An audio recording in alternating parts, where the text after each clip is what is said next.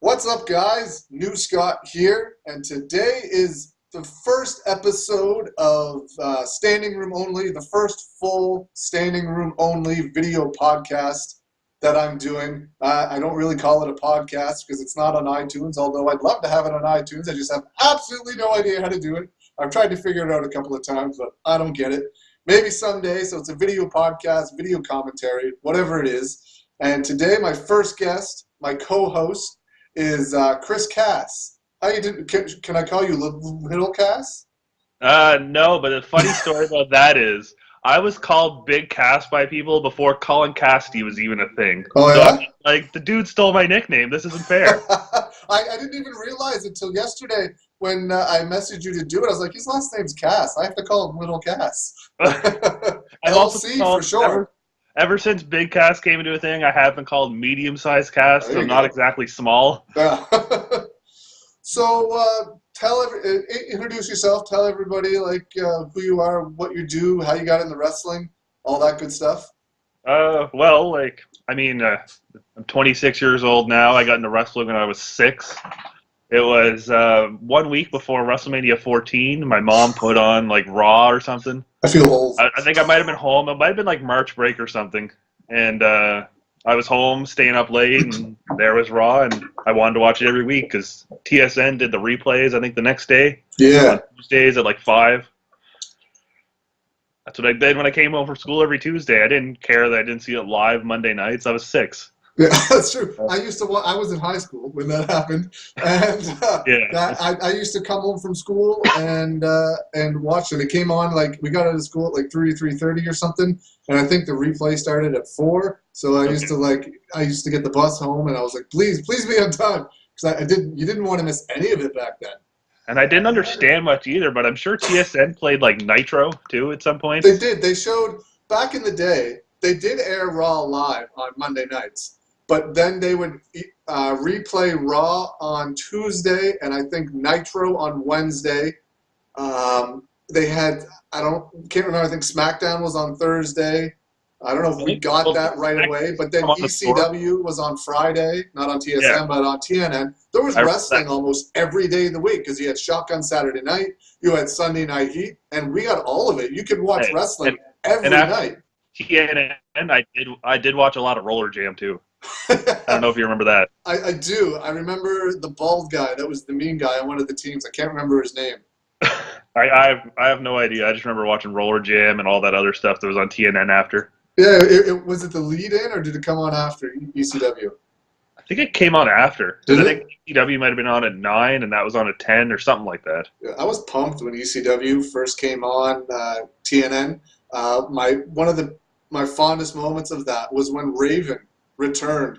The pop. Do you remember that? I do. Yeah. The pop he got that night was unreal, and the reaction from Dreamer it was perfect. I'm a huge Raven fan. He's been here at least once, and a lot of people didn't get along with him, but I got along fine with him. One of my favorite characters. In my opinion, one of the smartest guys in wrestling. He has the Ring of Honor series, Secrets of the Ring, I think. Okay. He has a 5-disc series, and they're all like 2-3 hours long. I've watched them all more than once. I've learned so much from him, and he gets so into it. He doesn't just sit there and like talk about it. He like gets up and moves around because he's so into it, and it's so smart listening to him talk about wrestling. Yeah, there's a lot of those ROH did those straight shooting DVDs. I think they were. I have a few that I think I got from sales on their website. Al Snow did one too. That's another guy, really smart. To ECW though, my first memory of the TNN one was I think New Jack hit someone and shot someone in the eye with a staple gun, and I was like, did that just happen? Yeah, he did a lot. They got away with a lot. I remember I watched a lot of Paul Heyman interviews after. They wanted him to edit all those shows, and he was like, nope. But that's probably why they get booted off the air as fast as that came on. It was a good time to be a wrestling fan. I know I was confused when I first started watching Nitro because they would mention like Vince McMahon and the WWF and all that stuff, and I thought it was the same show. I was like, but why aren't all these other guys here? Until I finally figured out they were separate. Is that how you found WCW? It was on TSN too, like Yep. their replays. I just heard because I mean there was like the TV guide, like the scrolly thing that would have like you'd have to wait for the channel to come by. Channel and, like, 8. tell you what's on. Yeah, Channel 8. Yep.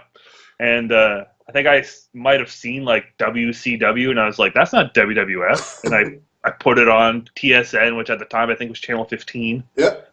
And there it was. Yeah, my first WCW would have been the old WCW Saturday nights with the ring that spun in the circle. Back in like I think it must have been the late 80s, early 90s. It was on TBS. It came on at like 6:05.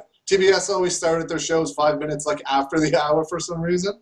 Yeah. And that was my first. I remember like seeing Sting and like Ric Flair and a couple of those guys, but for whatever reason, it didn't really. I mean, I watched it, but I was still was Maple Leaf Wrestling at the time when I was a kid. The WWF show that came on Saturday afternoons. That was what got me hooked. I don't know what it was about WWF that like, because they both came on. I don't know what it was about WWF that made me like it more, but that was what got me right away. I remember Jake the Snake Roberts was my favorite wrestler for about 20 minutes, and then I saw the Ultimate Warrior come out, and I'm like, that's my guy. I guess it's a different time period for me, but I remember even being like 8. It was probably might have been like horrible parenting, but on Saturday nights I'd stay up till 2 a.m. so I could watch Jacked or Metal, whatever they wanted to call it at the time, and then Mad TV afterward. Yeah. It used to be on, I think, Fox. Used to have Jacked at 1 o'clock in the morning. Yeah, I used to do that with Saturday Night's Main Event when I was a kid. I used to like, everyone would be in bed. I'd slowly sneak downstairs and turn the TV on at like 12:30 so I could watch Saturday Night's Main Event. I was always pumped when Saturday Night Live would start, and they would like, not tonight. You get wrestling. Yeah, geez, like the late 90s, early 2000s too, when they moved Thunder to Wednesdays because of SmackDown, you could watch wrestling every night of the week. Yeah. It was an amazing time. Like, it was literally every show. I forgot about Thunder when I went through all that. There was like Raw on Monday, Nitro Tuesday, Thunder Wednesday, SmackDown Thursday, ECW Friday, Shotgun Saturday night, and they had like Superstars and stuff on Saturday too. They had like the kids show in the morning, which was like Superstars or whatever, and then Shotgun Saturday night, and then Sunday Night Heat, and then sometimes, well, there was back then you had a pay-per-view almost every weekend. ECW had one like every 2 months, but WWF and WCW had one like every month. Yeah. Like in the late 90s, originally there was only 4. But then they switched to like 8 or 10 or something with the In Your House, and then every month they had one. Started in like 97, I think. May of 95. May of 95. Okay. Oh, right.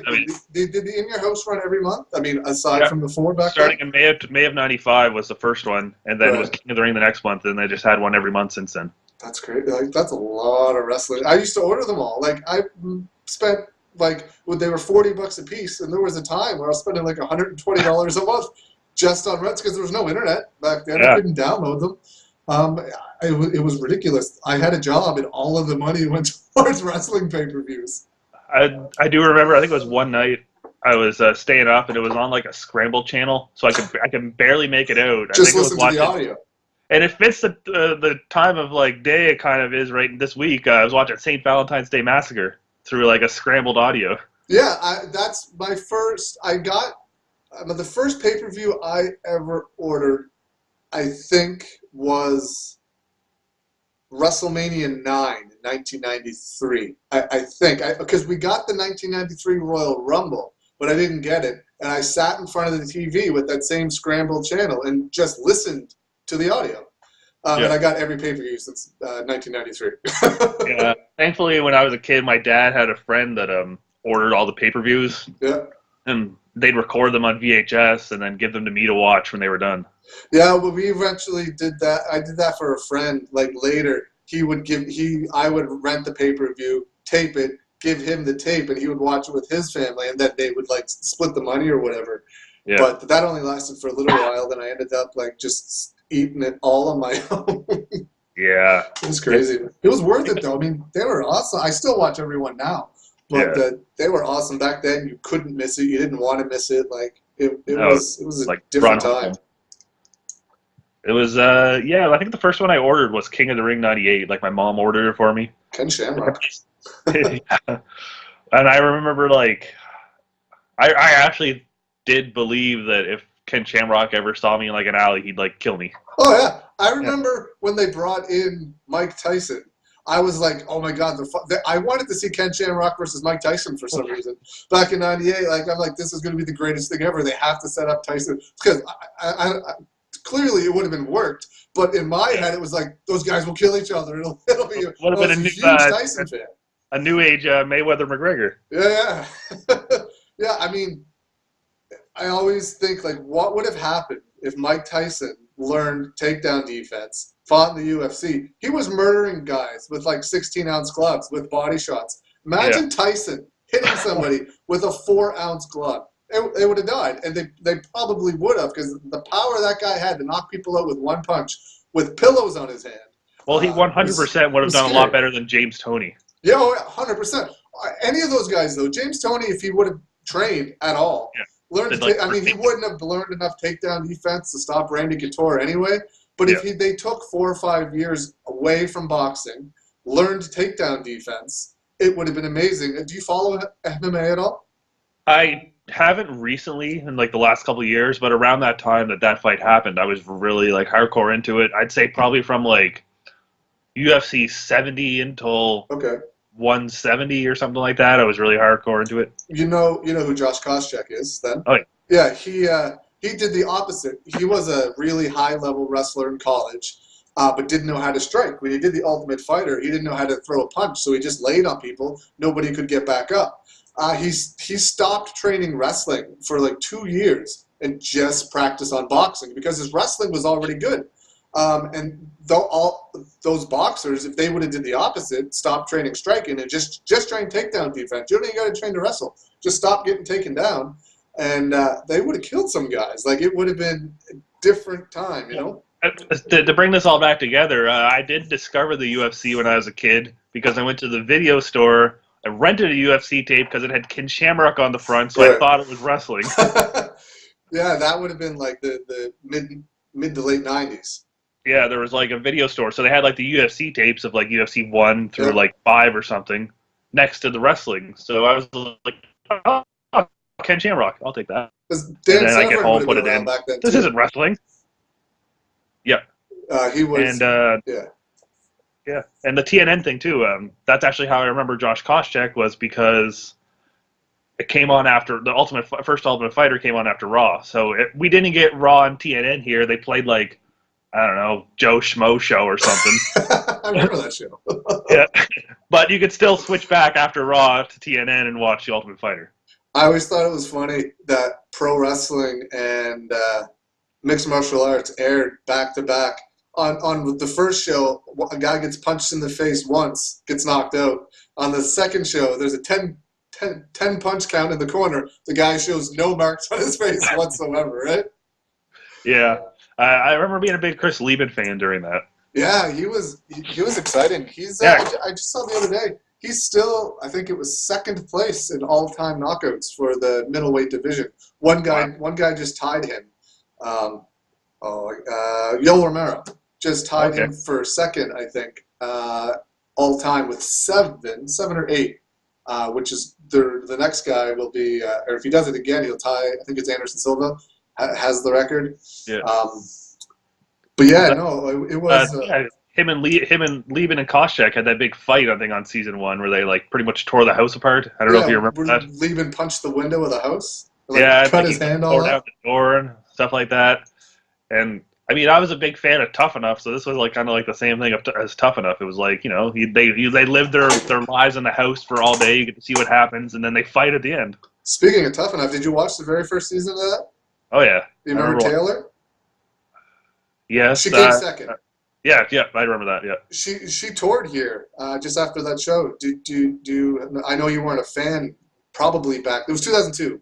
Do you remember anything about that? See, the thing was, I went to a couple of shows at like the Forum and stuff. Like my dad took me, but Outside of Kurgan and Cuban Assassin, I don't remember anything. Yeah, she toured here in April 2002. She traveled with me, Scott Savage, and Lincoln Steen. Don't mind my speech impediment. Sometimes I stutter. She traveled with me, Steen, and Scott. It was funny. We didn't know her at all. Obviously, she didn't travel with us the very first night. I don't know who she went with. We get to the venue. She's in a room by herself. In the very back, we went in and introduced ourselves, and she shakes her hand or whatever, and she stays in the room. We leave the room, and we're like, wow. I mean, that show went to her head like pretty quick, and then she came out, and we went into the dressing room. She comes over, and she starts putting her match together. I can't remember. Oh, she wrestled Devin that night. Okay. It was a mainstream wrestling tour. What did we call it? The Totally Taylor Road Trip. And she wrestles Devin that night, has a really good match. And me, Steen, and Scott are like in the corner of the dressing room. She comes up to us, and she was like, who are you guys traveling with? And we were like, just us three. She's like, can I hop in your car? And we were like, absolutely. And it turns out she was just really shy. She didn't know anybody. She was like, did you guys think I was a super bitch like for not coming out and talking to you guys earlier? We were like, kinda. And she was like, this is not me. She was like, this is the first time I've ever gone anywhere. Like, I don't know anything.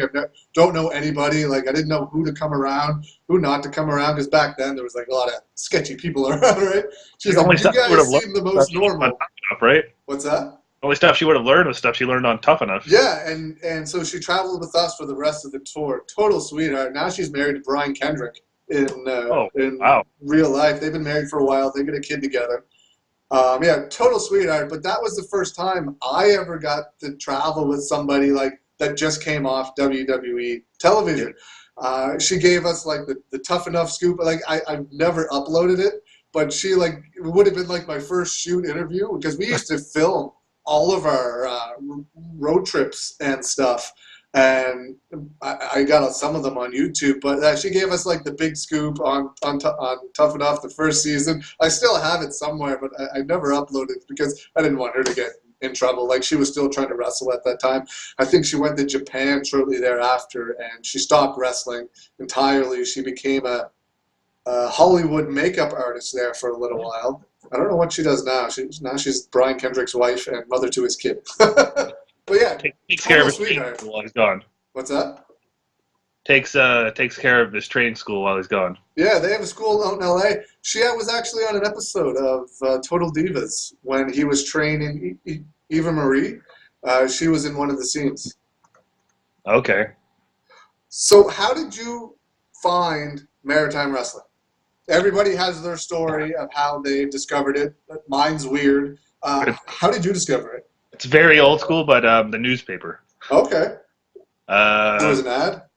Yep, there was an ad for a show in early 2000, 99. I think it might have been RAW. Where was it? It was at the Forum. It was in the big one, like where they have like WWE now. That probably would have been.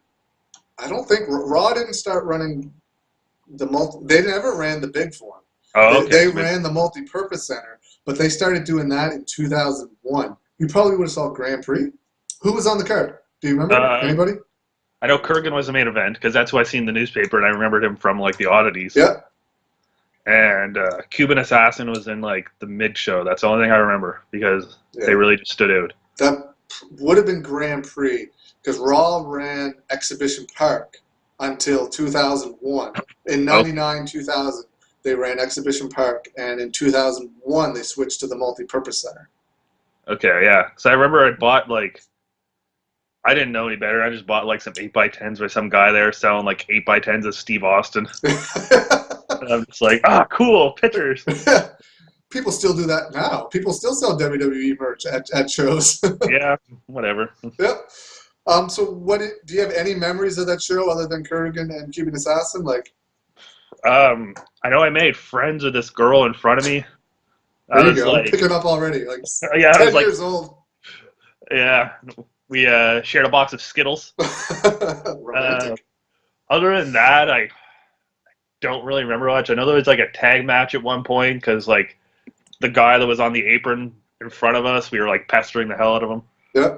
Don't know who it was. Can't remember anything about it. Was there a lot? Do you remember? Like, was there a lot of people there? Or There might have been like 5 or 6 rows of people around ringside, and couples people sitting in the stands.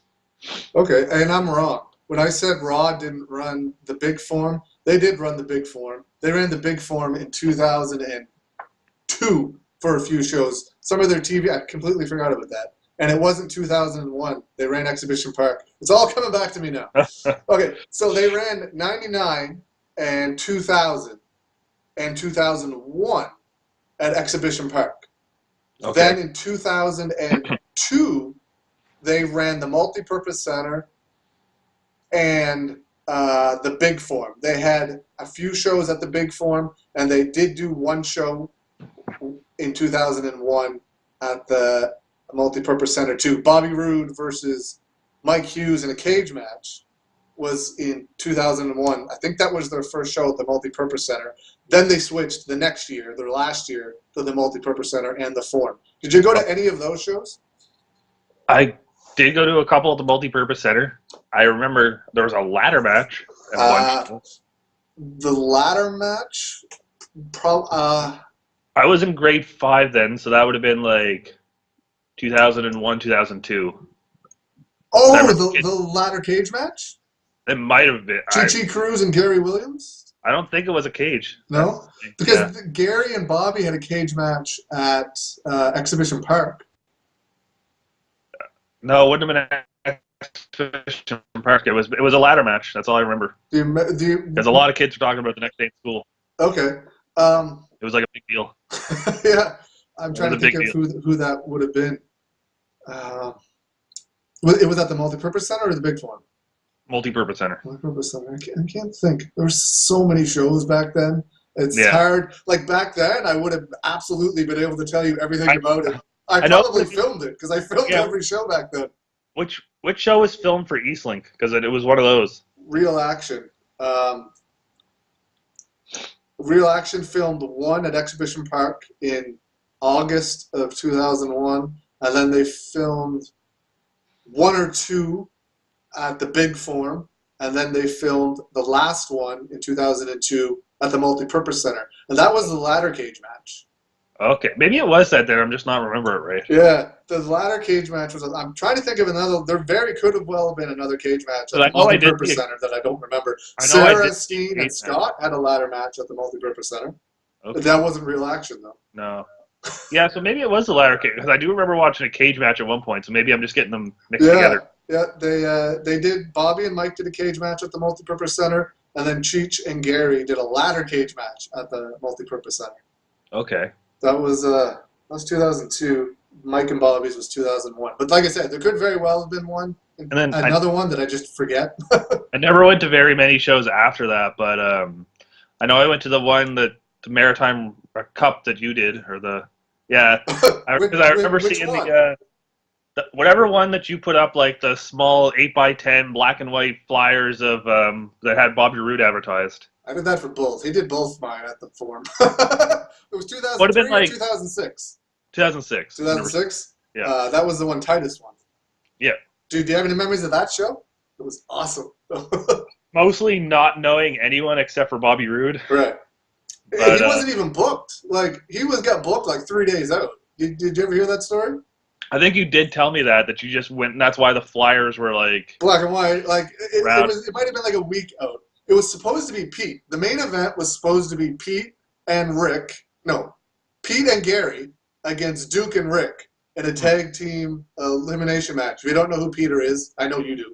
It's Brody Steele / Kingman, the guy that's taking over India at the moment. It was supposed to be him and Gary against Rick and Duke for the first ever wrestling reality heavyweight championship. It was a tag team elimination match.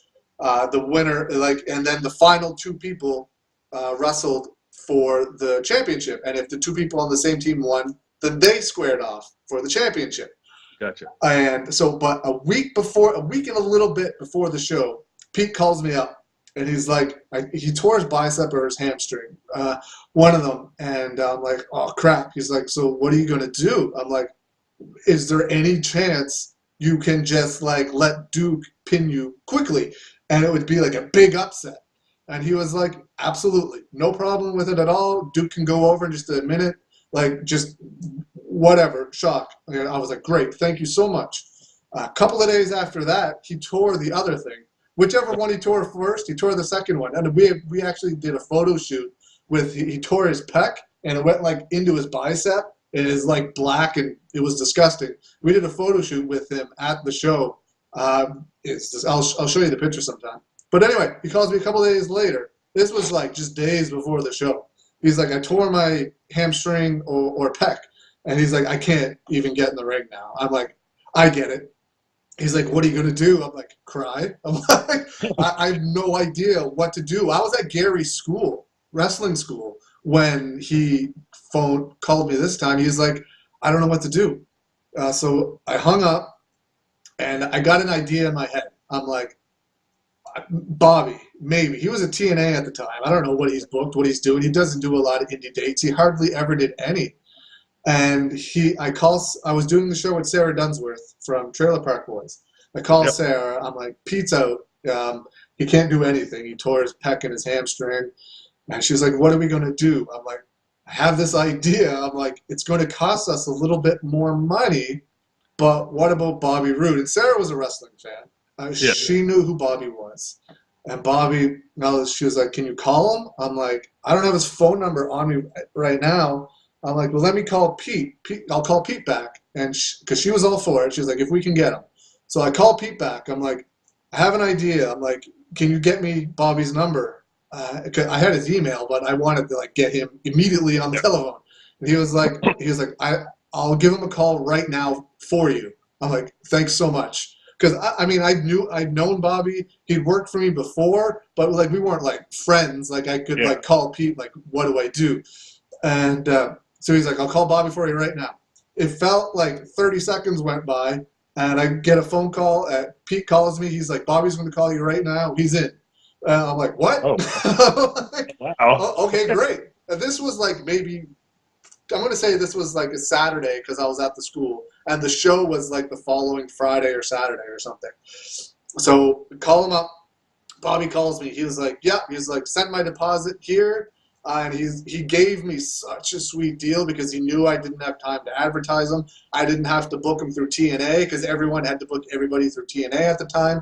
He was like, this is my rate. Send this to whoever his agent was, and you don't have to worry about anything else. I'm like, thank you so much. He cleared it with TNA so that nobody was going to get in trouble. And I'm like, thank you so much, because they knew I wasn't going to have time to advertise, and he was doing it to me as a favor. Yep. And I was one of the only people to ever get that deal, not having to go through, because you had to go through TNA to book these guys. I booked Bobby through Bobby, and he took care of everything else for me. And so that's when I was like, we need to get some information with Bobby out there. So we contacted like every newspaper. I put out 1 billion black and white flyers. I did put up some color too. I did take one of them home with me. Awesome. The black and white flyers. And I remember, and we got the Coast to run an article just like days before the show, and they spelled it Booby Rude.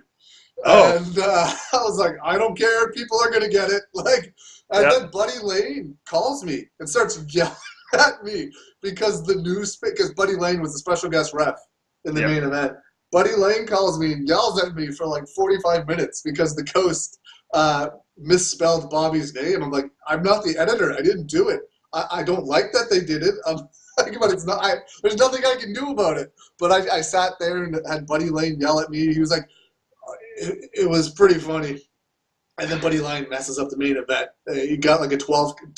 Gary got a 12 count off the Wild Driver for pinning Duke. He was like 1-2. Duke didn't kick out. It was like 1-2. Duke didn't kick out again because he wasn't supposed to, right? And then Gary pushes Buddy Lane. He's like, count to 3, fucking idiot. And then it was like 1, 2, 3.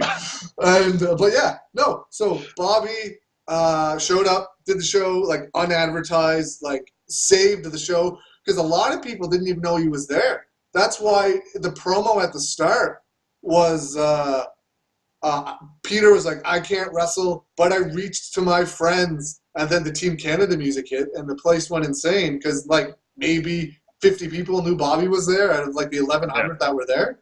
Like, it was sweet. So, well, yeah, you didn't know who anybody was other than Bobby?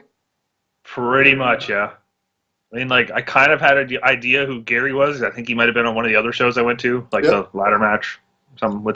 Say he was in the ladder match? He was, yeah. Okay. He was in both ladder matches that you could have possibly seen. Okay. And so I kind of knew who he was, but other than that, I just wanted to go to wrestling.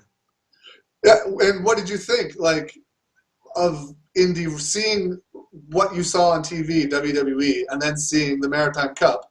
What did you think, like, was there, like, a difference to you, or did you just love, how old were you then? Well, 2006. 14 or 15. Okay, so what did you think of the difference? I thought it was cool just to see wrestling. I mean, I know I wasn't going to see, like, production quality of WWE, but I just wanted to see some wrestling. And I seen that Bobby Roode was there, and I was like, all right, I know him. Did you know him from here or know him from TNA? From TNA. I had no idea that he wrestled here before. Okay. Yeah. Yeah, but that's when a lot of fans started coming in. And why would you know if that was, like, your first show, right? Like, the first show I ever went to, real action show I ever went to, I had no idea who anybody was, but I heard of Chi Cruz.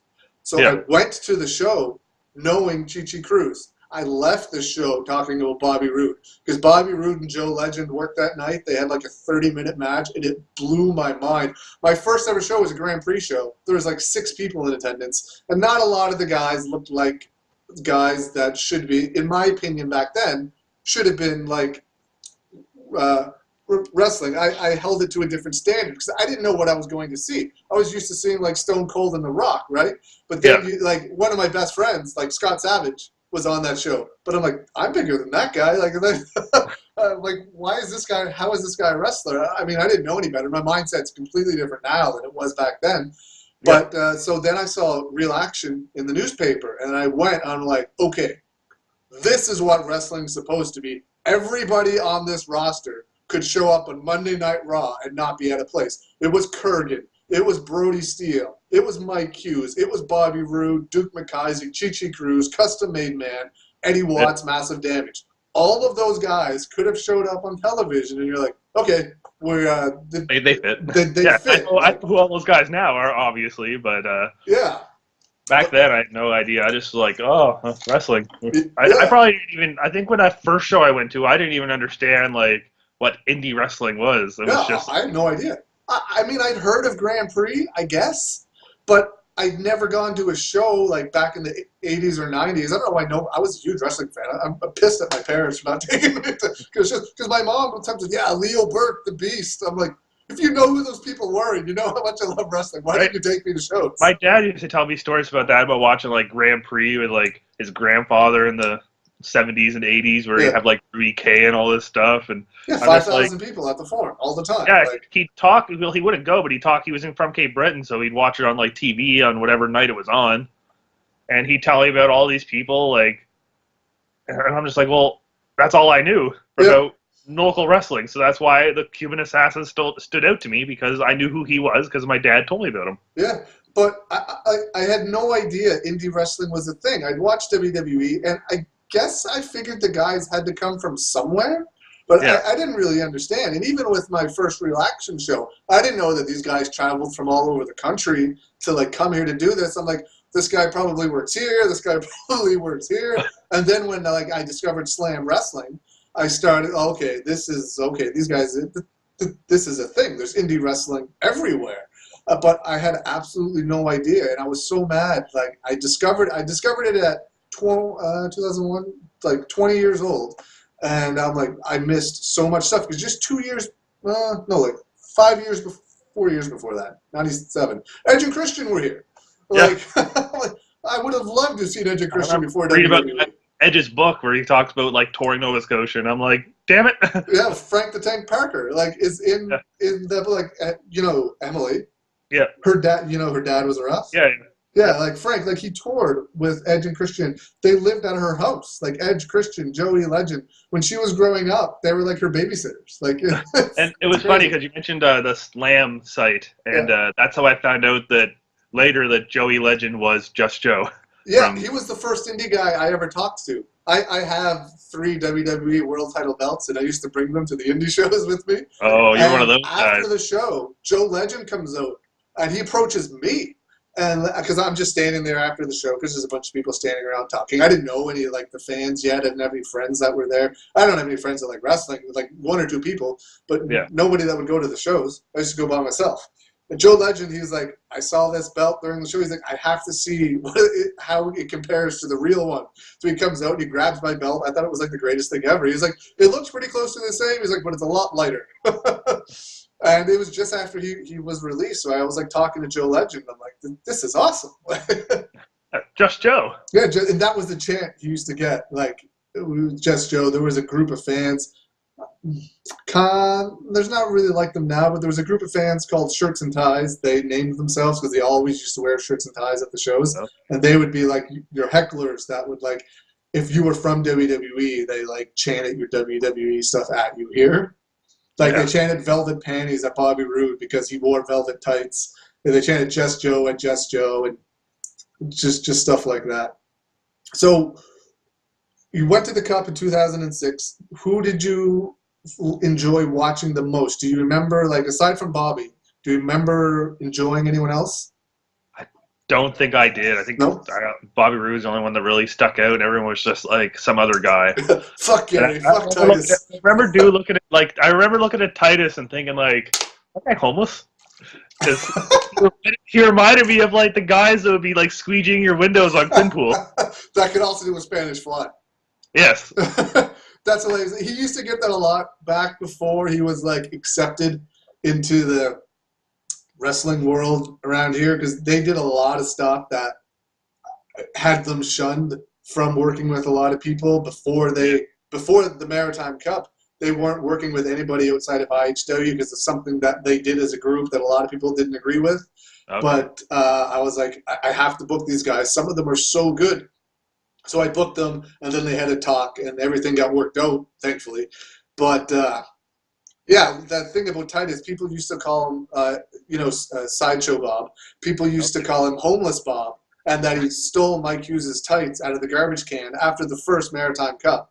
He didn't actually do that, but the tights he wore on that show were exactly the same as the tights Mike wore on the first Cup. So everyone was like, did you steal Mike's tights out of the garbage can?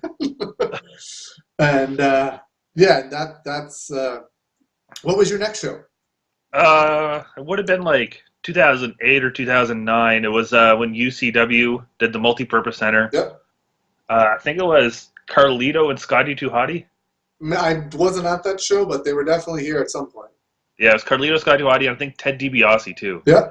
But I had to work that night, and my boss was a wrestling fan at the time, and I texted him because I had to do back shift that night. I'm like, I'm at a wrestling show. He's like, oh, my kid's there. And I'm like, okay, cool. I might be a little bit late. He's like, yeah, that's fine.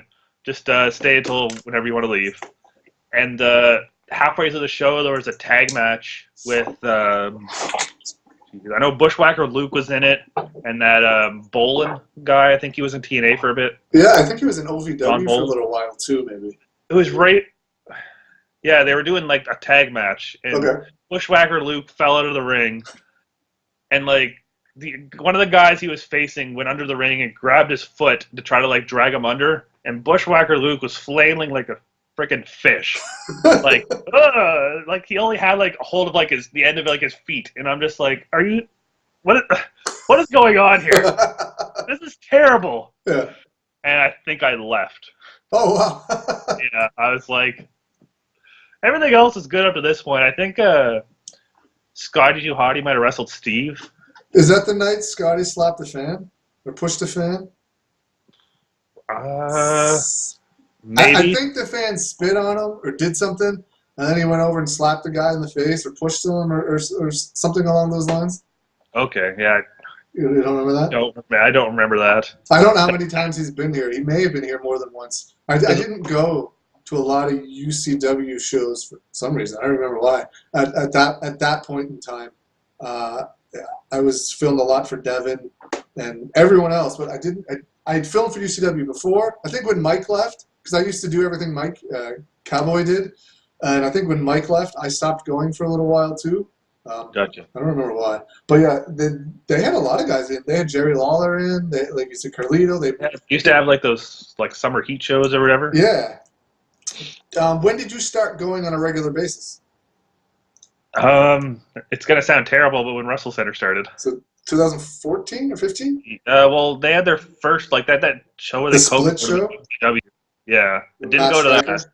Yeah, I didn't go to that. Didn't go to that? Because at the time I was like, I had no real friends that liked wrestling around here besides myself. Yeah. So that Scotty Too Hottie I went to, I convinced one of my friends just to go with me. I was like, I'll pay for your ticket. I just want someone to go with because I don't want to go alone. Yeah.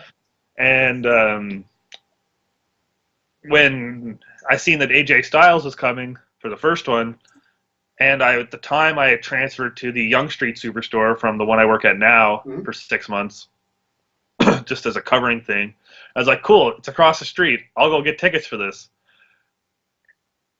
I went to the show because I was like, all right, cool, I can just walk up here. It's no big deal. It's not going to Spryfield by myself. Went to the show. Went to the next one with Petey Williams. Yeah. The next one would have been the one with Christopher Daniels and Colt Cabana. Yeah.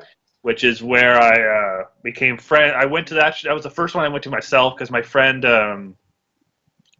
Brady, who actually did some reffing for NBW's first time, came up to go to those first two shows with me. The third one, he couldn't make it, so I went alone. I was like, screw this. I'm not missing, Christopher Daniels and Colt Cabana. I already bought a ticket. It was like $40 or whatever.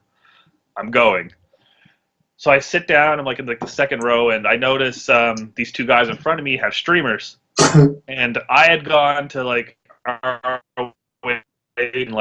Evolve, Dragon Gate, and all this stuff before in the States from when I went to WrestleMania. So I knew they were like, how do we throw these to make them go like this? And somebody taught me that when I went to Ring of Honor. So I showed them how to do it. I showed the guy next to me how to do it.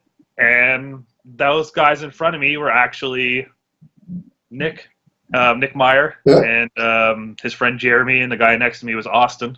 And that became kind of our group to go to the shows for the next 2 years. That's awesome. That Colt Cabana, Christopher Daniel. I was at every Wrestle Center show except their very first one, but I was doing stuff backstage. I didn't do anything out front yet. I did that show though with Christopher Daniels and Colt Cabana. Was the first show that I ever refed for them. I think Colt Cabana's match was the second match I did that night. I was such a huge fan of Colt. Did you ever hear my Colt Cabana story? Did I ever tell you this? One of the funniest things that ever happened. Is it the one where you introduce yourself all night as Harold? Yeah, which I always do. I don't introduce myself as New Scott. And then he finally realizes on Twitter that you're New Scott. He's like, why didn't you tell me? Yeah. I was like, why in the world would I assume Colt Cabana knows who I am? You know what I mean? He's like, so the next time he came, I went up to him and was like, hey, I'm New Scott. And he was like, hey! So we spent the rest of the night talking about wrestling. Yeah, that was the first show I ever refed for Wrestle Center. I remember I had I didn't have the short sleeve shirt. I had the long hockey sleeve jersey. Wrestle Center had people say what they want. I loved working for them. I never had any real issues with them. They always treated me super fair. They paid me super great. No complaints whatsoever. I feel the same way now. I went as a fan the first 2 years, and then Jason hired me to do graphic design, and it led to other things. Yeah, you started making the posters for them. What else did you do? You did music too? Or was that Nick? I did. Yeah, I did. So I did posters starting with the first show they did in Cape Breton. Because there was supposed to be a show in Cape Breton and a show in Halifax, but the show in Halifax got canceled because they double booked the multi-purpose center, and then they told Jason he could have the Civic Arena, but he had to pay to cover the ice, which is super expensive, and he was like, no, I'll just cancel the show. I forgot about that. I remember that now. Which show was that? It was supposed to be Steve and JP before the January show, right? The one that actually did happen. It was supposed to be the night before the Cape Breton show. Okay. The Saturday night. But it got canceled because the forum double booked it. Oh, I forgot all about that, but I remember it now. So that would have been the first poster I did. Okay. And then the second one was the Cape Breton show the night after, so that was really the first one I worked for. And I didn't really do anything else until the one that was supposed to be Ethan Carter, but it ended up being Rene Dupree. Yeah. I didn't really start doing anything until that because Jason told me to still sit in the front row because he didn't want to ruin my reputation as a fan, because he still said he didn't have anything for me to do out back or anything like that, but he still wanted me to be out there, but he didn't want people to think I was a plant. Right. Which I wasn't, because I was like, I'm not a plant. Like, I'm going to cheer and boo and do whatever the hell I want to do, because you're not going to tell me what to do. Like, I'm not going to be a plant. Yeah. And I only did that for like 2 shows. Well, I went to the Cape Breton show because I got to drive up with like my dad, and then I drove up with Landon and his grandma from Port Hawkesbury, which is where my family's from, to Sydney.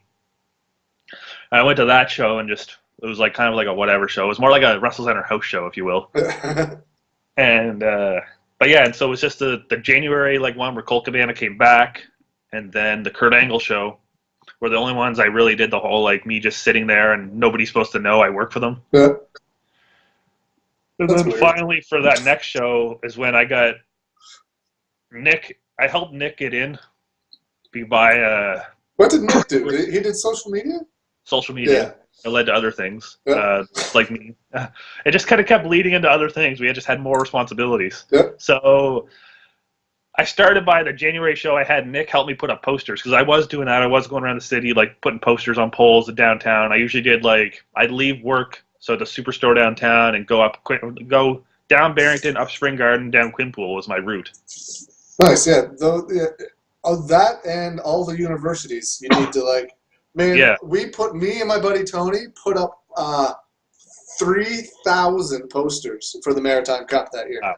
But we did Halifax, Bedford, Dartmouth, Sackville, Spryfield, everywhere. You couldn't go 3 feet in the city without seeing a poster. I'm pretty sure that Maritime Cup poster I took because it was outside of my house.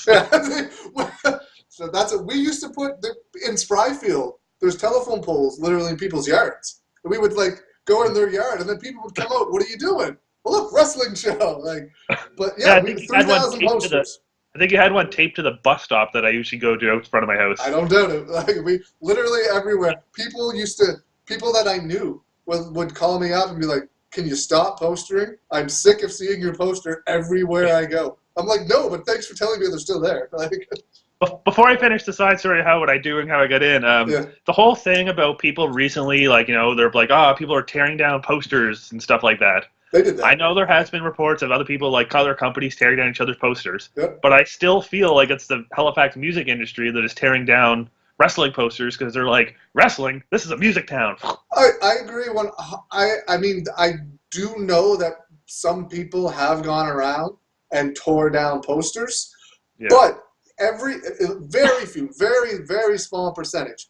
Everything gets torn down on the 1st and the 15th of every month. If you put your poster up on the 13th and then go back on the 16th and see that it's gone, no one tore it down. The city tore it down.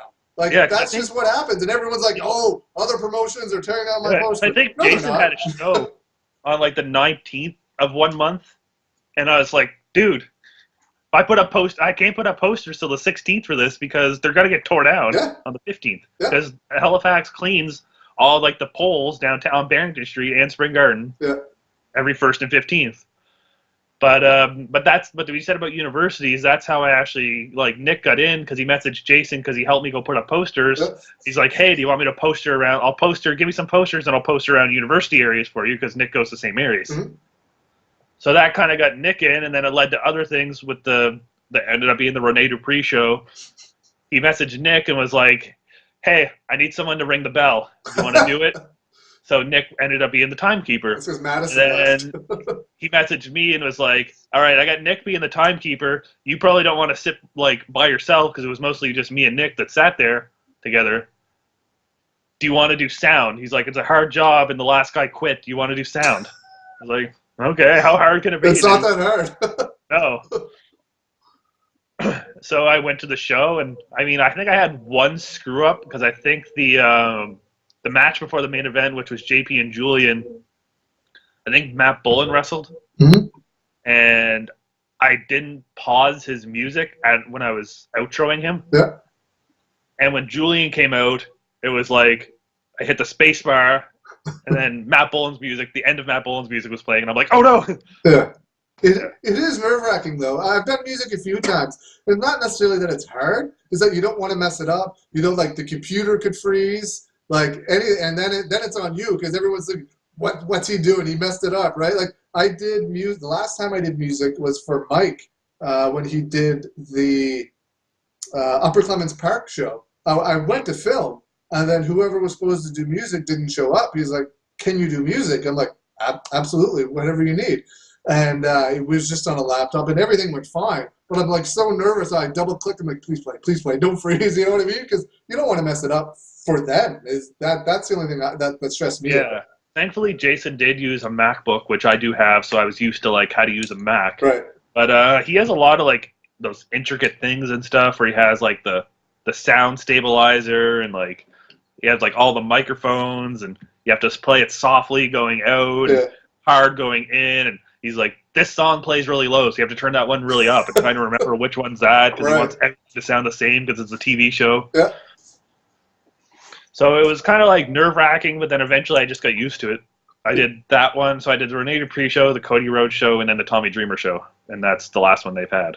What, you did music for those shows? Those three shows, yeah. Yeah, the Tommy Dreamer one was the last one, right?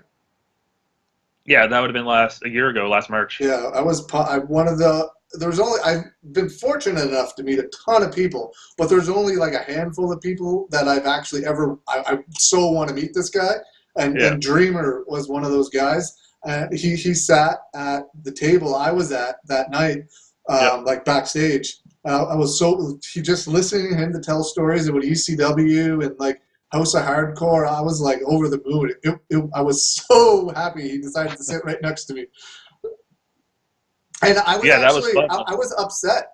I'm not like angry, like, well, not sad either, but like I was disappointed that I wasn't going to ref that match. With like, I was like, please let me, because I've asked to ref a few matches. Like, I was like, I want to do this match, Jason. Can I do this match? And Jason was always like, yep, sure, and always accommodated it. And this time, I don't know, there must have been a reason for it, but I don't remember what it is. Maybe Dave Lowe asked him if he could do Dreamer's match or something, which is totally fine, because I've always, like, I asked, can I do Colt's match? And Jason was like, yep. Can I do this match? Jason's like, yep. And there was matches Jason wanted me to do for a specific reason over other matches. But I so wanted to do Dreamer. And before I had a chance to ask, it was already written on the sheet that Dave Lowe gets to do that match. I was like, oh. And Dreamer was earlier in the night. He's like, are you reffing our match? I'm like, no, the other guy is. So I was doing the co-main. I come back, and I start taking off my stuff.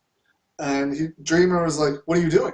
I'm like, I'm done. I'm not doing your match. He's like, no. He's like, we need 2 refs for this match. I'm like, what? He's like, get dressed. I'm like, woohoo! So I like threw everything back on. He was like, come over here and listen, because they had a whole bunch of like stuff planned out, right? Yeah. So I'm getting dressed, listening. He was like, you got all that? I'm like, yeah. He's like, okay, what is it? So I spit it back to him because I was still getting dressed, right? And he was like, okay, you got it. And I remember everyone was in the corner after the match checking on Matt Bullen because he hurt his knee. And Dreamer was on the other side of the apron. And he had just gone through a table. I'm like, nobody's over there checking on Dreamer. I'm going to go over and check on Dreamer. And then they did the whole thing with the fire extinguisher. But Dreamer was just chatting with me about like different fire extinguisher stuff that they did in like ECW about times that didn't go off. He's like covering his mouth, and we're just like chatting there. I'm like, this is amazing. Like, I'm still 100% a fan at heart, right? Always will be. I can be like professional. I'm not going to mark out backstage. Like I 100%, like I've traveled with some of the biggest names like that have ever come here, right? I know how to act and be normal. But inside, I'm like, I'm sitting here talking about table spots and fire extinguishers with Tommy Dreamer in the ring. And then he's like, they used the wrong type of fire extinguisher. Oh, yeah. And Dreamer, it was like he's like, half the time the best part is when the fire extinguishers don't go off and everyone stands there frozen.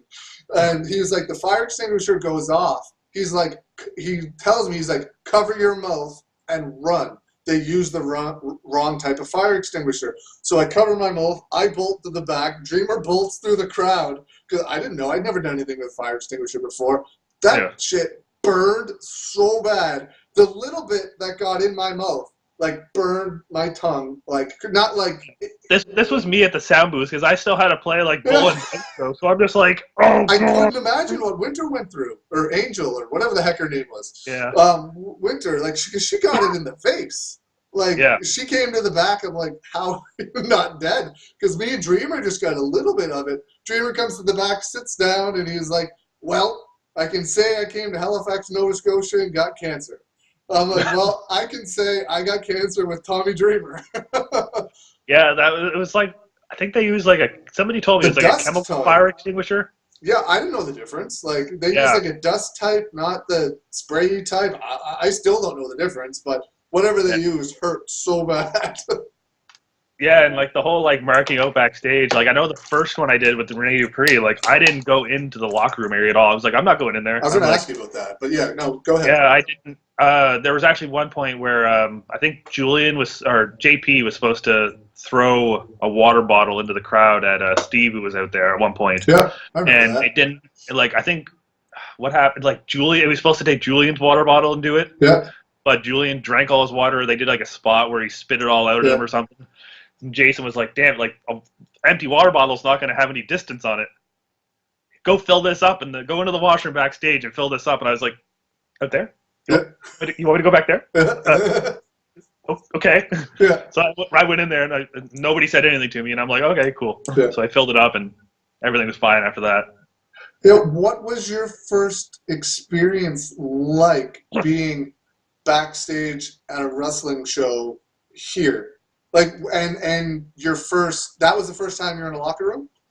Like, did anyone teach you etiquette? Like, because there's a very strict, like, locker room etiquette, backstage etiquette. Don't go in the locker room unless you're part of the show type thing. Like, did anyone tell you any of that, teach you that? Or did you just figure it out? Like, I guess I kind of figured it out. It's kind of common sense if you think about it. Just I kind not a of lot just, of people have it.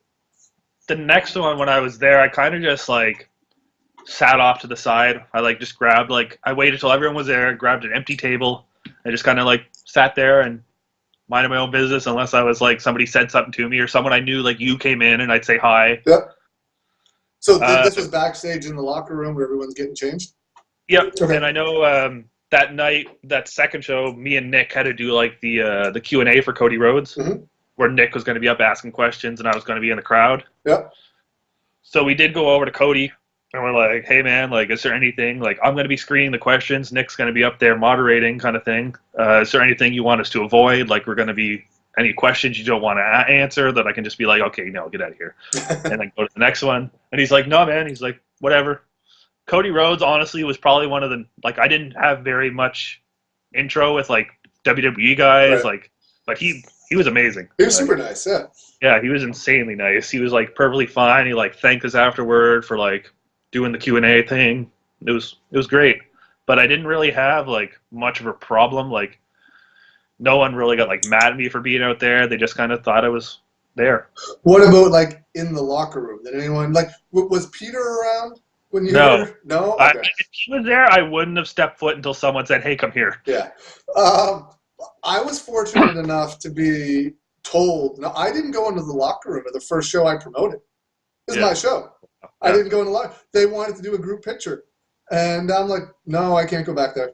They were like, it's your show. And I'm like, no, can't go back there. It's like Mike and Bobby were on the show. And they ran the show from the back. Or Mike ran the show from the back for me, right? Because I was out filming too. But they were like, they want a shot. And I'm like, nah, I can't go back there. And and then Bobby comes out. He's like, get the fuck back here for some pictures. I'm like, are you sure? He's like, yes, it's your show. He's like, come back. But I went in. I was in the locker room for maybe 10 seconds, took the pictures with Mike and Bobby, and then I left again. And I never, other than Main Street, because Devin did a lot of bars, and there was literally nowhere else for me to go. I didn't go into a locker room for like 5 years. Like, because it wasn't my place. The first time I went to PEI to film a show for Mike was, I don't know if a lot of people know this, but the Ultimate Championship Wrestling that's around right now was started by Mike Hughes in PEI in 2002. The name or the lineage. Then he brought it over here, ran shows with Chuck. Him and Chuck split, and Chuck just took the Ultimate Championship Wrestling name, and Mike started Red Rock Wrestling. But first UCW show was run by Mike in PEI.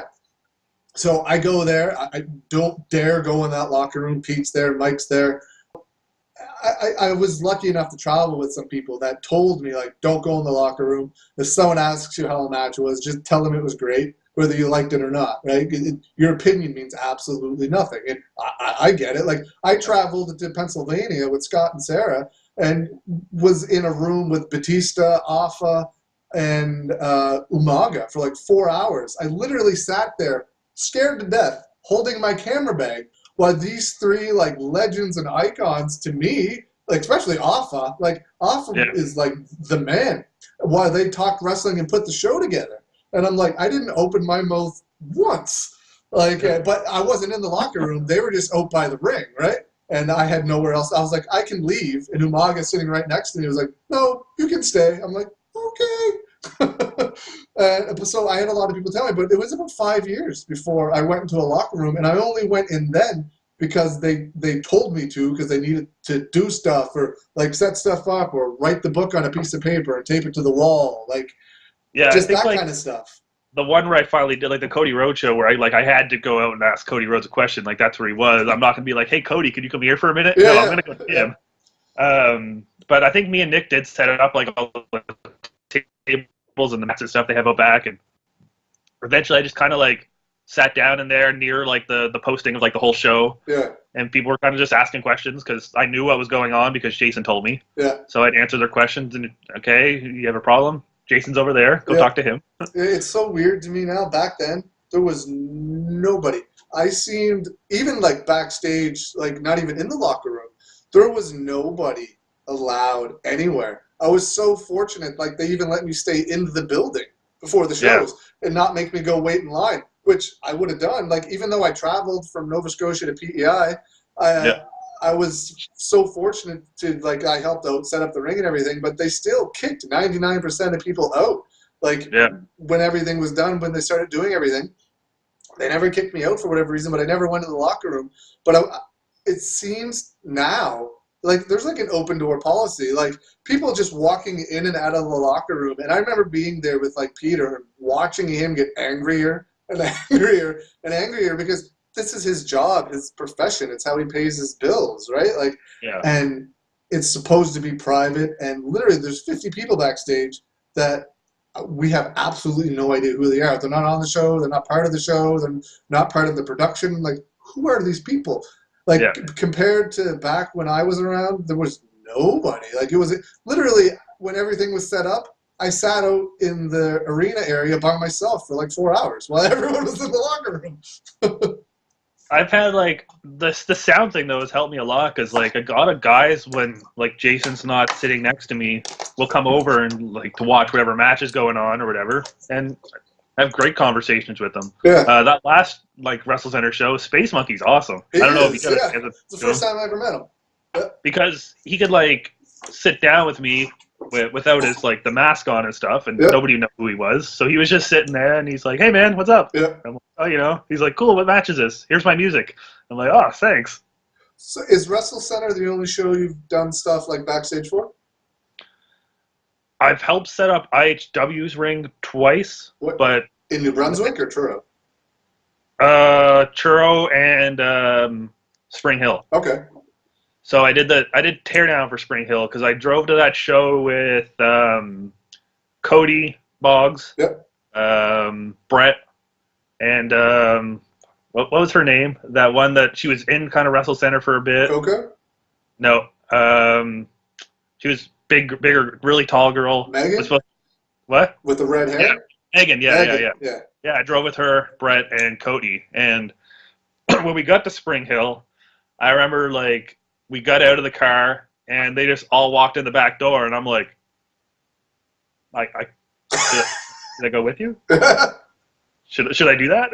Am I allowed to do that? Yeah. But yeah, so I did that, and then I never really did anything else for anyone. I mean, I think there was one UCW show where me and Nick were hanging around because we were waiting for people, and Dylan Sharp hurt his shoulder, and he was trying to like carry something, and I was like, "Here, I got that for you, man." And that's about all I did for that. Do you want to? Oh, right. And go ahead.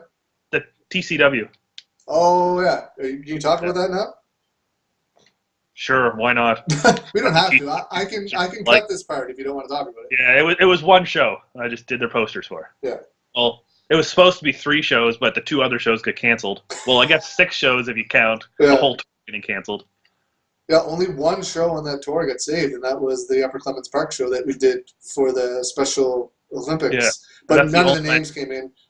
Dukes was supposed to come down. Diener, Caitlin Diamond. I think that was everybody that was like from out of town. I was like up until the day before the show. I was supposed to pick them all up at the airport, and I'm like, so when are you guys flying in? We still don't have our stuff. Like, and then that's when Cyril put out the message like, the show's done, tour's done, and that's when everybody got really upset, and rightfully so. Everybody booked. Like everyone that has a real job booked their time off work. Like Caitlin, Dukes, and Diener could have had other bookings for that week, so everyone lost money. I mean, Cyril was an awesome guy that whole time I like dealt with him. It was like my deal with him to do his stuff was tickets for me and my girlfriend to go to his shows, which he was fine with. He's like, "Yep, just come in beforehand and sit down somewhere." All right, and a TCW T-shirt. That was my deal with him. I was like, "I'll do it for tickets and a T-shirt." So that was my deal with him, and that last show was. I was all excited. I was like, I think it was like Friday, and the show was on Sunday. Mm-hmm. I'm like, all right, cool. Going to wrestling this weekend. It's gonna be great. And then boom, canceled. But yeah, Cyril was great. Dreamer was supposed to be here too. Yeah, that was the first time Dreamer was supposed to be here. Posters. Yeah. And that remember when they did that campground show, James Brown, whatever, when Cyril's ring was stuck in. I went and got that ring. I was supposed to go the first time. I met Cyril in Dartmouth at the Dollarama across from the bus terminal. Yeah. And me and him drove to pick up his brother, and then we drove to pick up Jeff Ferguson at the school where they do like where Troy does this thing. Yeah. And we went to go pick up a truck to get rent a truck, I think, from Discount. Yeah. And Cyril doesn't have a credit card for some reason. Of course not. Nobody in wrestling does. So I was like, well, I'll do it. Like, here, I'll put it. I was like, don't screw me, but we can put the truck on my credit card, but don't screw me. Yeah. And they wanted like a $500 deposit, and I'm like, I don't have that kind of space on my credit card. Sorry. Yeah. That's insane. And so it didn't happen. He drove me home or whatever, drove Jeff home. And it never happened, and I didn't go the second time. Yeah, I had absolutely, I mean, I'm sure you didn't either. Did you have anything to do with that show? No, not at all. Yeah, I didn't either. Everybody that had something to do with the show that left the ring never went and got the ring. It was everyone else. That was like me. I can't even remember who else was there. There was 5 or 6 of us. I feel like it was probably like you, Ryan, Justin, or something. Maybe Matt Connors. Maybe. Spades was definitely there. Because I've heard a story that after the ring was picked up... we took James Brown's ring, too. Yeah, I just heard a story that y'all took a drive by James Brown's house. I don't know if you were there for that. I was. Well, maybe. But I know from the story I heard, Jeff Ferguson was walked up to his door and started banging on or something. And they were calling him Fergie or something, and he was like, "Man, I'll get him. We can cut this part out, right? If I'm throwing Jeff under the bus. No, we can throw Jeff under the bus all you want. Okay, yeah, this is the secondhand story I heard that Jeff was ready to smack him. And then they had to pull him away. Yeah, and then James Brown's wife or something came out and told everyone to screw off. And that happened before I got there. I think I remember this now. I think they were threatening to call the cops on us or something, but that happened before I got there. Oh, okay. That might have been before. Because we went and I don't know if we unloaded the ring first and then went back, or I don't remember what happened, but we got separated somewhere after picking the ring up, wherever it was. And then we came back, and then we picked up James Brown's ring, because that was how Cyril was getting his money from the thing, was taking James Brown's ring, I think. Because he had to, I think you remember telling me that he had Shubenacadie Park wanted $500 or something. Yeah, I can't remember what it was, but yeah, Cyril had to pay to get his ring back because nobody paid. That's exactly what it was. Nobody paid the venue or whatever it was, and they were keeping the ring as their payment because they didn't. Nobody even tore it down. The people that owned the campground had to tear the ring down, and Cyril had to pay to get his ring back, and then he took James Brown's ring as payment. But they had that. We didn't steal it. They had that all like worked out. But yeah, that was crazy. So you did the poster for that, or no? No, I think Dave did. You were just going to go get the ring to help out. Yeah, because I know Cyril messaged like, can't remember if it was a group chat or not. It was. But it was a group chat. Yeah. And I think one, anyway. The first time he wanted to go, I was like the only one that was off that day. Well, all right. Well, me and Jeff. Yeah. But yeah, so it was only going to be like it was only going to be me, him, and Cyril and his brother that were going to go get it. But then the truck didn't go through because no one had a credit card with $500 on it. But yeah, so do you want to do stuff with like UCW or whoever else? I mean, if Wrestle Center comes back, I gladly will. I wish they would. I miss Wrestle Center. What? I said I wish they would. I message Jason every so often. Like, run a show. I did a bunch of other things for Jason. Like me and Nick did that 2 recap shows for the end of like season 3. Yeah. For the Fight Network show. I never saw the show until the only episode of that show I saw was the match I refed with Steve and JP, the like shoot work whatever it was supposed to be. Yeah. That was the only episode of that show I ever saw. I couldn't get it to play on my computer, and I never had the Fight Network. But that I actually wanted to see how that match turned out, so I got the Fight Network for that show, and I don't have it anymore. But funny story about like the Fight Network and that. So when I did the recap shows with Nick, which we filmed at like the board game cafe downtown, they were just one was to recap like the IFWA title the whole year, and the other one was the IHWC title. Yeah. So it was 2 separate episodes that we filmed, and they were going to be on the Fight Network. So when I found out they were going to be on the Fight Network, I was like, I'm hosting a show on the Fight Network? Are you kidding me? This is cool. Yeah. I don't care if it's on at midnight. This is cool. And my girlfriend's mom, who lives in PEI, called Bell or whatever she has because she didn't have the channel, and she's like, listen, I need this channel. And they're like, why? And I'm like, and then she's like, my son-in-law is going to be on there. And I'm like, whoa, you need to calm down. Son-in-law? And, but yeah, they ended up giving it to her so she could like DVR it. That's awesome. Yeah, but it was pretty sweet to be like, yeah, I hosted a show on the Fight Network. No big deal. Yeah, I mean, we did Wrestling Reality on the Fight Network the first season. And I was on that, and it was on the Fight Network. I remember the first time seeing it, I'm like, holy crap, I'm on TV. Like, I don't consider anything that I do really, like, that huge or that important. Like, I did stuff on the internet or whatever. I mean, if it helps out, it helps out. That's great. But I'm, like, friends with these guys. Now I'm on a television show on the Fight Network. I have no business being here, but I'm scheduled in scenes and stuff. I'm like, how lucky am I? Like. And we did a whole like blooper reel. Did you ever see Wrestling Reality? I've seen like a couple episodes. In the last episode, there's a whole segment on me, like, and it's a whole blooper reel of me like messing up interviews and stuff. But we did that, like we all did that on purpose. Like I'm dropping the mic and spinning in circles. Like it was hilarious. I'm like, will you do this stuff? I'm like, absolutely. Like, what am I going to say no? Like I have no reason to be here, part of this show. Like I'm friends with you guys. Like I'm not a wrestler. At that point, I had ref stuff, but I wasn't a regular referee. I didn't do anything. I'm just here. Like how lucky am I to be on like the Fight Network? And then when it came back around with Wrestle Center, I'm like, I'm still on TV. I'm like, I'm a wrestling fan who's like, I don't want to say like living the dream, but I'm living like as a kid watching wrestling. I never expected to be reffing main event shows with like John Morrison and Christopher Daniels and Colt Cabana. Like that's crazy to me. Like I loved it. Like Tommy Dreamer. Like it was like to be on like the Fight Network. Like to get that opportunity was amazing. I was like, you want me to do that? Yeah. Really? You know, there's. But I mean, what Jason's whole idea was, and what he wanted me to do was, me and Nick were supposed to be like because we were in the front row for all those shows, was we were fans talking about what we thought. Yep. We weren't employees of Wrestle Center. We were just fans talking about what we thought, kind of thing.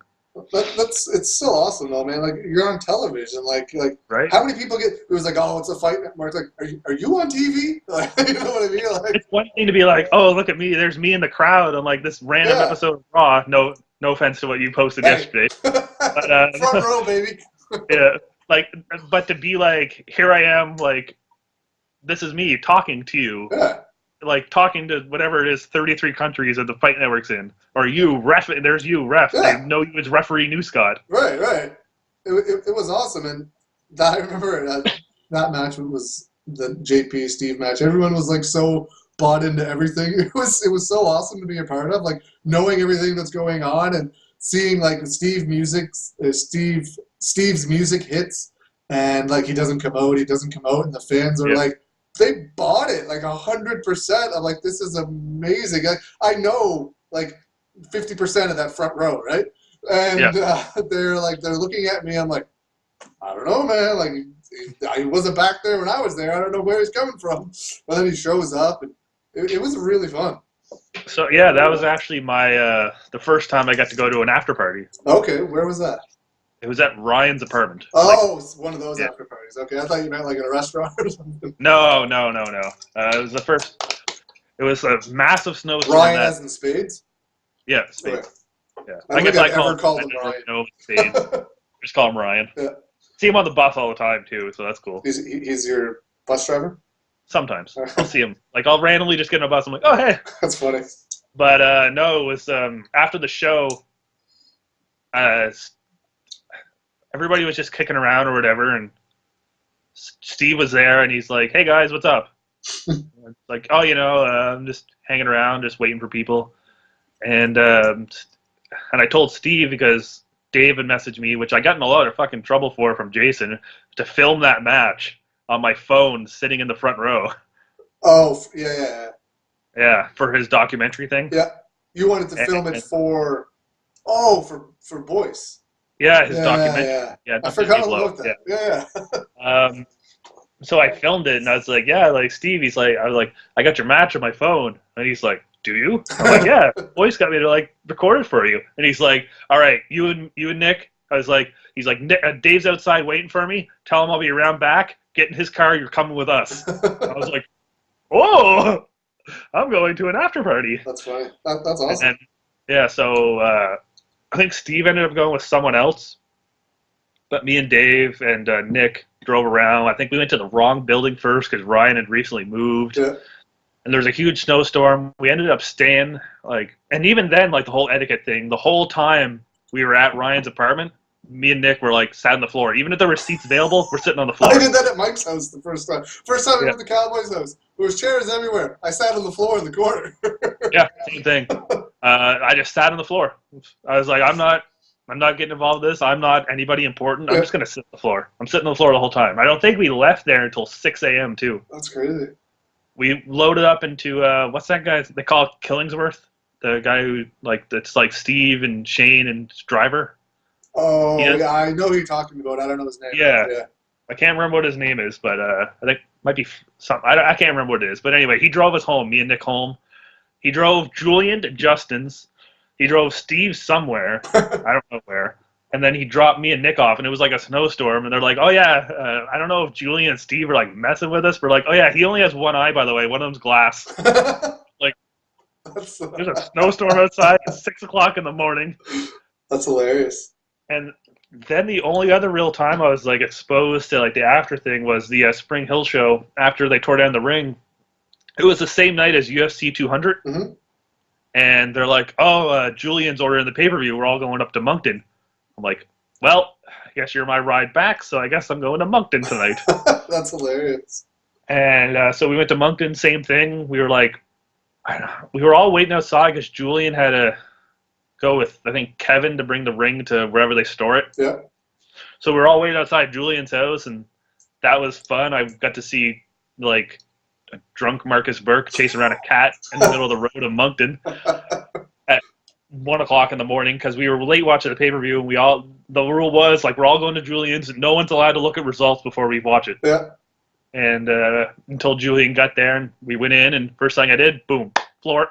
I don't care if there's seats. Yeah. Like Julian had like ton of furniture, and I'm like, floor. Yeah. Not getting involved in this. I don't think we, because we watched it late, we didn't leave there until like 5:30 in the morning, or 5, and I had to work at 9. From Moncton? Yeah. So it's a 3-hour drive from Moncton. It was 5 o'clock, and I had to work at 9. That's funny. I remember those days. We used to do that all the time. I'd die if I did that now. I'm too old. Yeah. But back then, we drove to Philly and back. We drove to Allentown and Hazeltown. They did shows the first night. We didn't have any place to stay. Like back then, no one put us up anywhere back then. We eventually got a hotel, but we had nowhere to stay. Like we drove 17 hours there, did the show the next day, turned around and came home. No sleep the entire weekend. 34 hours of driving. Like it was crazy. Now I would die. Now I need like 6 drivers with me. Yeah, and I mean, outside of Maritime Wrestling too, like I've made a lot of connections in California. Yeah. Strangely, for because wrestling? What? For wrestling? Yeah. Hollywood Championship Wrestling? For what? Championship Wrestling from Hollywood? That guy? No. I know guys that work within PWG. Oh, awesome. So, all their pictures and stuff that are posted online. Yeah. They're taken by a guy named Devin Chen. Yeah. Who I've known for 13 years. Oh, nice. Because we all posted on the wrestling figure forum. Right. They used to be online, and so I knew him forever. I mean, when I went to WrestleMania 31, I slept on his floor at his house. Oh, where was 31? San Francisco? San Jose. San Jose. Yeah. So we drove to like San Jose like the day after. So I slept on hotel room floors that whole weekend. That's awesome. But through him, I've managed to meet other people. Like when we were in California, we went out and we actually went out to eat, like not on purpose, but because when they walked in, they knew us because they knew Devin was like I think it was Jason Jordan, Kevin Owens, C.J. Parker, and Sami Callihan. Yeah. So I think they ended up going to Jack in the Box, and we had cheesesteaks, and we all just hung out and like heard some stories. That's amazing. You got pictures of that? I don't, unfortunately, but it you was, don't really want to be the mark in that situation, right? You want to be like I was like, yeah. I think been, but I said something to Kevin Owens about because I was telling Devin about Harvey's here. Mm-hmm. I was like, yeah, Harvey's is great. It's like Subway for like hamburgers. Yeah.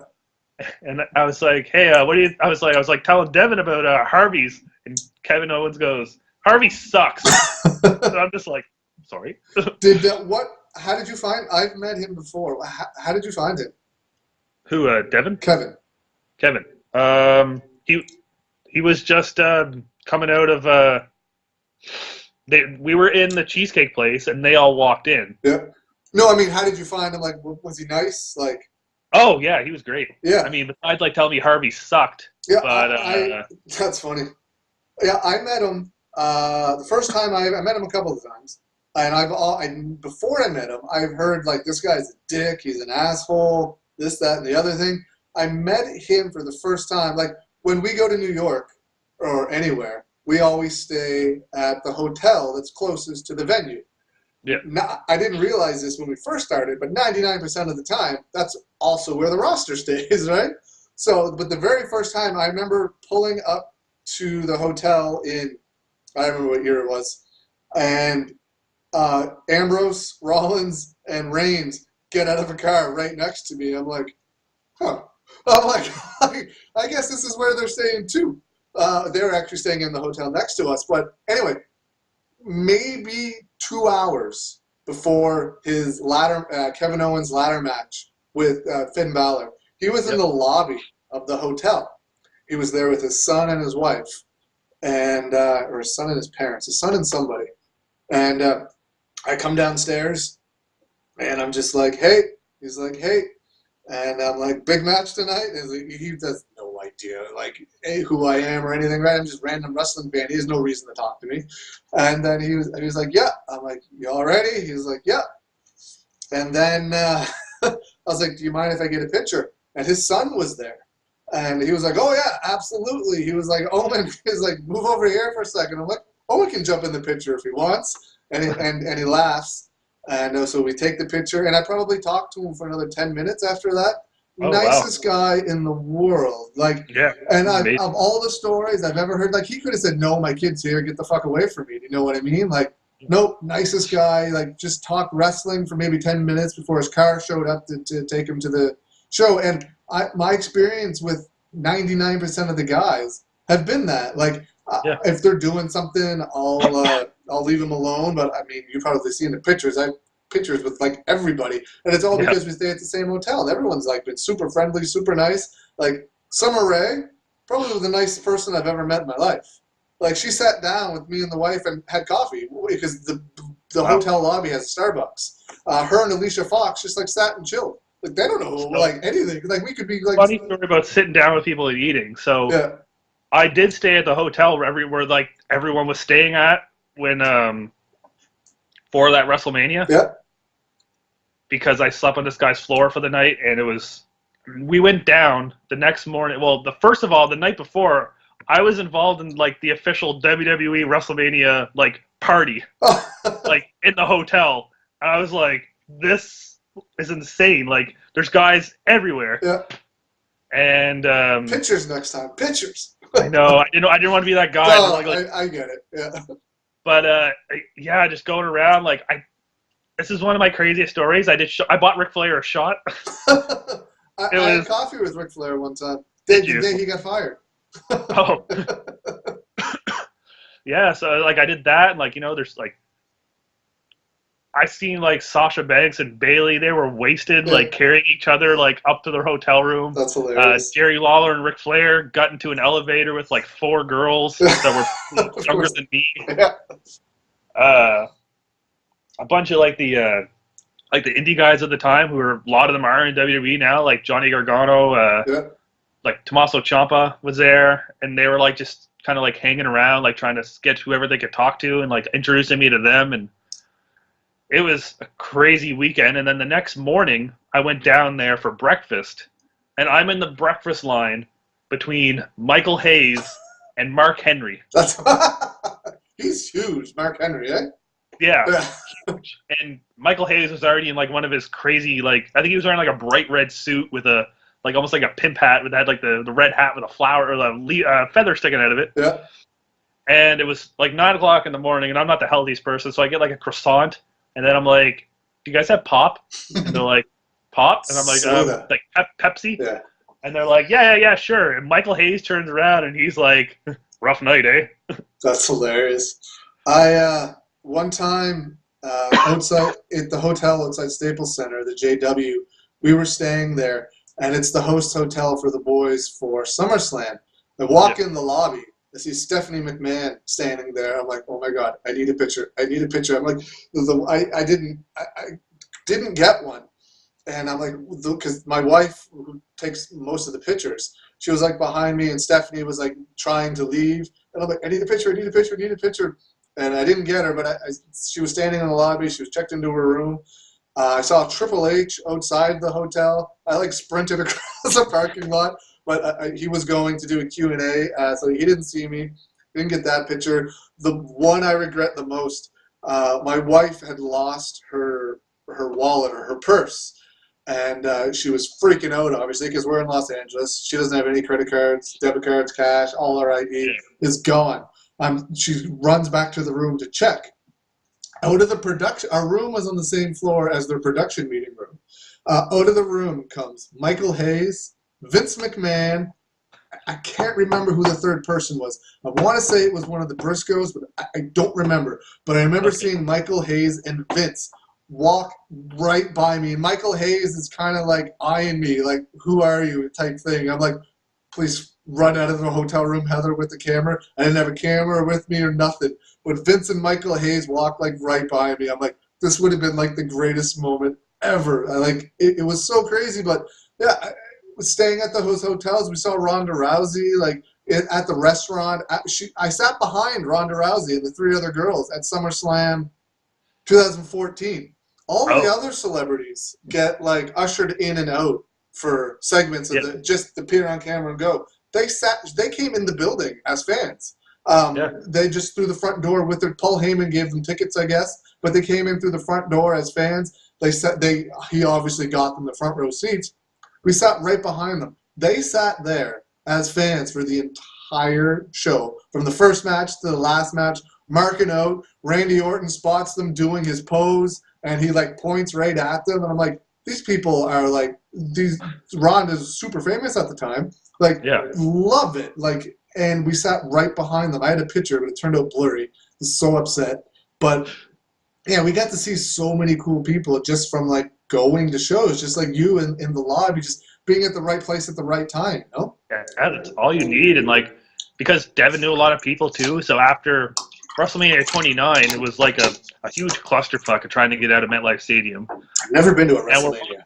Around like what do we do? Do we get a cab? Do we get one of these buses, like a shuttle bus, back to New York? Because our hotel was in New York because I got the travel package. Right. And the deal was with him is I would let him sleep on my hotel room floor for free. I had a king bed, and I'm like, no, you're sleeping on the floor. But anyway, because it was right after I won the lottery, so I went all out with like cash. Yeah. Which is another story. You won the lottery? I did. What? How much did you win? It wasn't. It was like the top prize on a scratch ticket, so it was $30,000. That's sweet, though.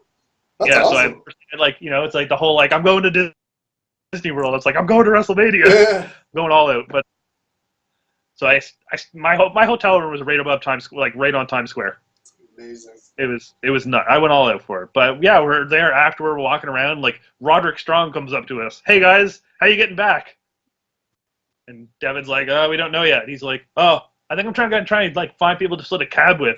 And he's like, yeah. And then Devin's like, yeah, I think we're just gonna get the bus. So I'm like, can't we just split a cab with Roderick Strong? We can split a cab with him, yeah. And we just walked away, and it never ended up happening. But it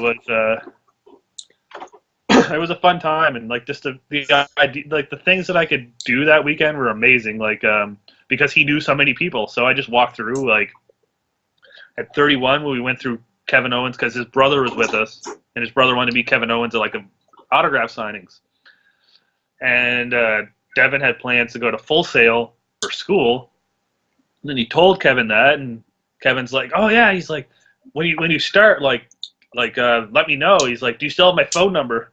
And Devin's like, yeah, I still got it. You still got the same one you had when you were out here? And he's like, yeah, I still got the same one. Like, text me to make sure though. And I was like, you just have his phone number? Yeah. Seriously? That's funny. But no, I made a lot of connections that way, and like met a lot of like cool people that from there, and made a lot of new friends. Like my girlfriend like says it's crazy sometimes, but I have like friends all over where I could go somewhere and I could probably find someone to stay with. Yeah, that's so awesome. I always if I'm sitting somewhere and I see someone and they're kind of being like I want to talk to them, but I can see that they don't want to talk to fans or whatever, I always name drop a couple people that I know that I'm sure 90% that they know. Like I drop Sarah's name all the time. I drop Mike's name all the time. And I drop Pete's name all the time. Because of anybody that I know that I'm actually friends with, someone's going to know one of those three people. We were sitting in somewhere, and Dutch Mantel comes down and sits in the table next to us. And someone comes up and asks him for a picture, and he was like, no. And I knew Mike and Dutch were friends. And someone else comes up and asks Dutch for a picture, and he was like, no. He was saying in gimmick, though, because he was the real Americans. Like, he was saying stuff to the fans. They were getting a kick out of it, because he's old school, right? Yeah. And he looks up at me, and I'm like, do you know Mike Hughes? He's like, I know of Mike Hughes. Because he's just like testing me. He was like, oh, I know Mike really well. I filmed shows for him. He's worked for me a couple of times. And he's like, where's he from? I'm like, PEI? He's like, where do I know him from? I'm like, Puerto Rico? And then he completely changes his attitude and like opens up, tells me all kinds of stories and stuff. And then he was like, do you want a picture? I'm like, damn right I do. After saying no to like 10 other people, he was like, let's take a picture. And I'm like, awesome. Like, super nice. But they get approached by so many like randos and weirdos. They have no idea, right?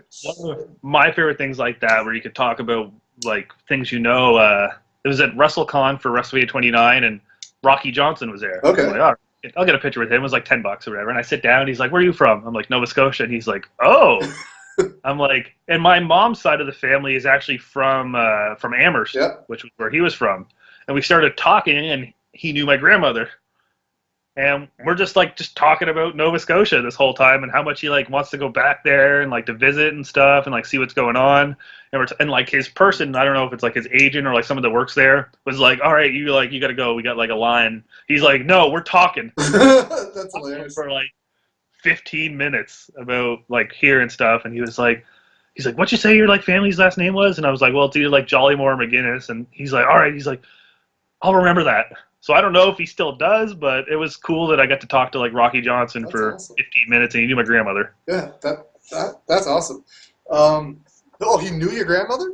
He knew my grandmother. That was my in when I mentioned Umaga, Batista, and Afa. I drove there with a broken foot. I broke my foot at work a couple days before. Work wasn't going to I was quitting my job to go on this trip to Pennsylvania with Sarah because it was a huge show. It was the WrestleFest 2003, I think they called it. There's 8,000 people there outside, right? And I was quitting my job. I was to drive Sarah down for this show. And fortunate enough, I broke my foot, chasing down a shoplifter. And I caught him, but I broke my foot somewhere between jumping and landing and getting him. So they gave me the time off work. I drove there with a broken foot. And Umaga was like, "Where are you from?" And I'm like, "Nova Scotia." He was like, "How far is that?" I'm like, 17-ish hours. He's like, "You drove 17 hours for this show?" I'm like, "Yeah." And off is like, "Nova Scotia?" He's like, as in like Amherst, Nova Scotia? I'm like, "Yeah." And then they were like talking. They started talking with The Rock. This was the place where like The Rock was trained, Hogan was trained, Kidman was trained. All of their pictures were like autographed in this building of this room I'm sitting in. It's just funny. You're like The Rock, Hulk Hogan, Kidman. Yeah, well, he was trained there too. Like Batista was actually there. He was trained here. I don't know if it was the same building, but it was the same. Like all of their training stuff was still around. The autographed pictures, and Hogan, Rock, like Roman Reigns. There was 2 Samoan kids running around there. This was 2003. So running around there. I'm like, Roman Reigns, the Usos, maybe. Like, I have no idea who they are. But time-wise, they would have been, because they're all like 10 years younger than me, right? So it could have been. But that was their in. It was funny. They were like, so, like, the Rock's dad, how far are you away from where he lives? I'm like, a couple of hours. And then they started talking about The Rock, how terrible of a wrestler that he was, and this just making fun of him. I'm like, this is so weird. I'm like, because they're his family, right? Like, It's really like crazy that you can relate a lot of things. Like no one's really made it big out of like Nova Scotia, but no, there's a lot of people can relate to stuff around here. Yeah, it's like I was actually thinking about that. Who's the most famous wrestler to ever come from Nova Scotia? Is it Rocky Johnson? Has there ever been anyone else that's like made it big time? As far as I know, like because the Leo Burke and those guys are from New Brunswick, right? Yeah, like where's Killer Carl Krupp was actually from like overseas, wasn't he? I don't know, but probably because he was in the first before it became the G1 for New Japan. He was in the finals of the last one and lost to Inoki. Okay. So I don't know. I'm not sure if he's from here or not, but let me Google that right now. There's nobody. Like there's Rocky Johnson. Yeah. Like all those guys, like Kurgan's from New Brunswick and stuff like that. Mike, I think there's only like 2 wrestlers from PEI. Mike, I don't know who the other one is, but and then like Rene, he's from the Netherlands. So Rene Dupree's from New Brunswick too, right? He is, yeah. Kurgan's from New Brunswick. Renee's from New Brunswick. Like Rudy K, Bobby K, Leo Burke. Is Leo Burke from here? Or is he from the West? I don't know. He probably has a Wikipedia. He definitely has a Wikipedia. Yeah, let's see. Leo Burke he's from New Brunswick, Dorchester, New Brunswick. I totally knew that. Okay. Like, why did I even have to? As soon as I saw Dorchester come up, I'm like, I know that already. He lives in Calgary now, but there's been nobody other than Rocky Johnson, which is strange. I wonder why. Because everywhere else, you can list 100 guys from Ontario. You can list some guys from Alberta. Now there's like Gerv and stuff from BC. I think Tyler Breeze is from out there too somewhere. Yeah, I think so. Like, I think even like there's one of the guys in the Ascension. I think it's Victor's from like BC or Calgary or Okay. something. And Uh, like uh, Jericho's from Manitoba. yeah, Um, Kyle O'Reilly is from Vancouver somewhere, like yeah. Vancouver Island or something. Anyone from Saskatchewan? Is this Roddy Saskatchewan? Piper? Oh, right. Isn't he from Winnipeg? No, I'm pretty sure Roddy Piper's from Saskatchewan, isn't he? Is he? I don't know. Let's check. Yeah, Saskatoon. Saskatoon? He lived in Saskatoon. Winnipeg or something. Is that? Yeah. Maybe that's what it was. But like Jericho's from Manitoba, Piper's from Saskatchewan. Then we're the only place. I mean, Mike Hughes never made it like huge WWE, but he's toured the world. Like, well, I mean, that's fairly huge. There's no big Newfoundland wrestlers. Sailor White. Oh yeah. Yeah. I mean, and we got Rocky Johnson, but there's been nobody since. Yeah, It's kind of weird. it seems like I've noticed with with Nova Scotia, it's like unless you play hockey, you're not going to be like a big time sports guy. Yeah, we got Sidney Crosby, Brad Marchand, Nathan McKinnon, yeah, like McKinnon. all these, like it's like we produce good hockey players, but outside of that, it's like there's only been one guy in the MLB from Nova Scotia in the past 100 years. I don't watch baseball. Who was that? Was it a long time ago? It was a long time ago? Like the 90s. He played like one inning. What about basketball? You don't know? I have no idea. I don't watch anything other than hockey and wrestling. There is a guy that is that's from, I think, Dartmouth or Preston, and that he's pretty much scheduled to go in, I think, in this year or next year's draft. Oh, wow. I had no idea. Because we had Kirk Johnson as a boxer. Yeah. And we had TJ Grant as a mixed martial artist. And now we have... I'm still disappointed he got injured before his title fight. I think he would have won. He was crushing guys at that point. I've met him a few times. He did the Bret Hart show with us. And... I was at that show. The Devons, the Mainstream Wrestling, Maritime Wrestling Exhibition. Yeah, I was at that. I filmed that show. Yeah, I think that's the one where I bought like a bunch of ROH DVDs from B Machine. That's funny. Josh do you know Josh at all now or no? No. He's the guy that played B Machine. He's married now, has twins, I think. Okay. That's why he doesn't wrestle a lot anymore. He doesn't come down. He used to do all of Devon's tours from like 2008, 2009. Did you go to the show? The first one at Empire Theaters where the ring was inside the theater? 2009 or 10? Not in the lobby? In the what? Yeah, in the lobby. Yeah, I went to that. Yeah, it was like Devon and B Machine or Steen and B Machine in the main event. Yeah, I think I didn't really realize what was going on because I feel like I actually went there to watch that, like WrestleMania that year. Yeah. Yeah, because it was like just before it or something. It was the the main like, or whatever. Yeah, they had it before to like bring people in to watch WrestleMania at the theater. Yeah. So weird. I often think, what were random people thinking that were coming to see, like, I don't know, whatever movie they were coming to see. And there's a ring in there, and Steen's wrestling a guy dressed as a bee. Well, I mean, that ended up getting like wrestling in a lot of trouble around here with that whole Randy Relapse thing. That was a different show. That was UCW in the parking lot. That wasn't the first show. Devon did it once, and Devon did it really, really well.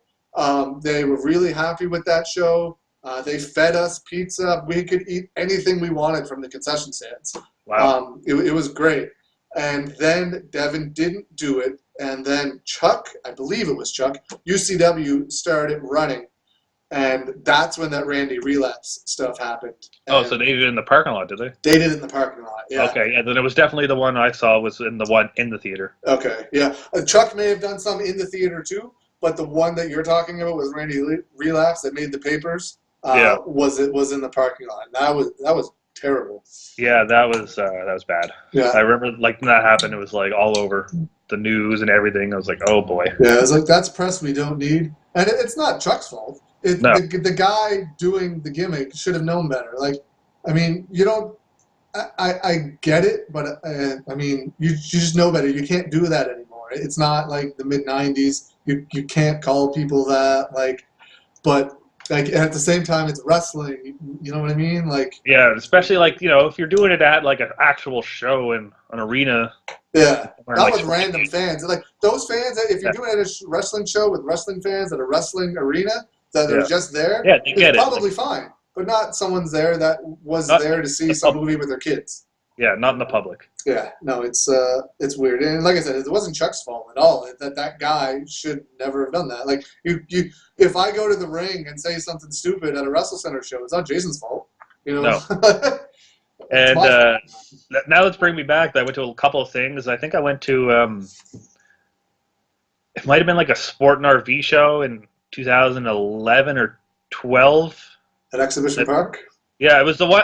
It was whatever one where they had Doink in all the hardcore matches, and he'd get thrown into the pool. Yeah, I think Doink was Aaron Haggerty at this point, or someone else. Yeah. He did play Doink a few times, and someone else did, but I can't remember who the other person was. But I remember that being like their thing. Like I remember hearing like every show, Doink got like Chuck threw Doink into the pool. Someone else does that now. Those shows. What's his name? JoJo. Yeah, Chris Yeah. Steves. Yeah. That was something. That one with Virgil was. I met him at an airport one time. Did you? Yeah. Me, Nick, and my girlfriend actually went out to that, and I think we had more fun going into all the RVs that they had set up than watching that actual show. Yeah, Virgil's was- something else. Yeah, it was like I think Jake was like rolling around in sawdust, and then he got in the ring, and we're like, "You're gonna get so much sawdust in the ring." Oh, that's right. I didn't go to that show. Was that like the last one they had there? Was that recent? Yeah, Like a year yeah. or two ago? Yeah, no, they had the first one that ended up on that World's Greatest Flea Market where they like parody it. Yeah. But no, this was like the last one that they had. That's hilarious. Well, we could do this forever. I know, right? I feel like Apparently. we have it. This is gonna be So- longer. This is gonna be longer than the Devin Chittick shoot. No, we're at minute 48. Or minute 46. Devin's shoot was 4 hours and 10 minutes. Oh my. But what I want to do with this is, if you're into it, do these like every so often. Like we can talk Maritime Wrestling, we can talk WWE, we can talk video games. This Talk one was anything. just pretty much an introduction. I mean, 6 people could watch this, or 6,000 people could watch this. Like you have no idea, but you got to start somewhere, right? Yeah. We could talk WWE, we could talk MMA, we could talk video games, whatever you're interested in. Like, And now you know how to set up more than 2 people, so we're great. I still don't know how to do it. You told me it's Okay. possible. Well, yeah, you just had to invite more people in. Like, how would I call someone else? Well, Right? I don't know. Have it's like anyone? Like, make what a- would I do? It's like if you make a group chat, right? Yeah. So when you make a group chat on Skype, when you press the call button, it'll call everyone, and everyone can answer. How do I do that? Like, can I do that right now, or do I have to do it separately? Yeah, like you can like. Like, go- just to test it here.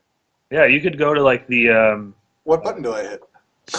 Oh, I don't know. Hold on.